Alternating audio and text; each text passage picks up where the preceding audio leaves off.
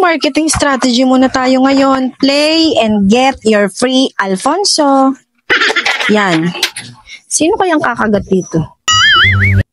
Yan. Free Alfonso. Ate Jean. Ay, oh. Pabili nga lang yung eksakto. Isa lang. Eksakto.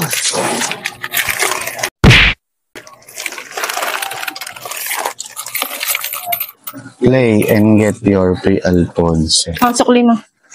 Ano yung promo? Oo, nakikita mo naman. Ano gagawin dyan?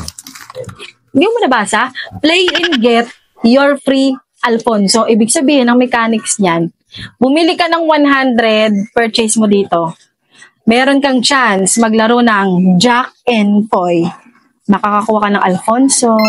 Pag nanalo ako, may Alfonso? Malamang pag nanalo, walang talo ka. O sige, sali ko dyan. 100 purchase yan. 2 kilong bigas. O, sige. 2 kilo? Oo.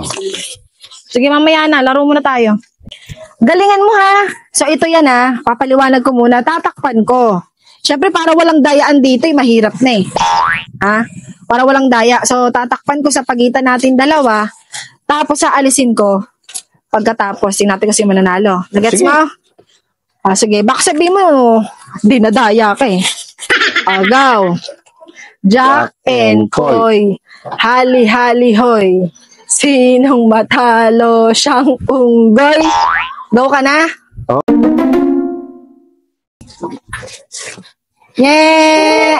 Nakatalo ka. O ano? Akin yung 100 mo. Isa pa, 2 kilong bigas ulit. Yan na. Daya nito Daya. Daya bakit Makukuha ko yung Alfonso na yan. Akala mo Okay na? Sige, okay na. Jack and Poy, hali-hali hoy. Sinong matalo siyang unggoy? Yeah. Panalo na ako dito. Nakabato siya. So, magpapapil ako. O, game ka na? Oo. Tara! Talo ka. Pasakin ka rin. Tane! Ba to? Paano ba yan? Talo ka na. Ano, meron pa? Daya mo naman. Wala na. Naubos na At least naka 10 kilong bigas ka. Ito na yung bigas. Ayan. Diba? Hindi mo nga nakuha, Alfonso. May bigas ka naman. Napakadaya. Anak ka ng po.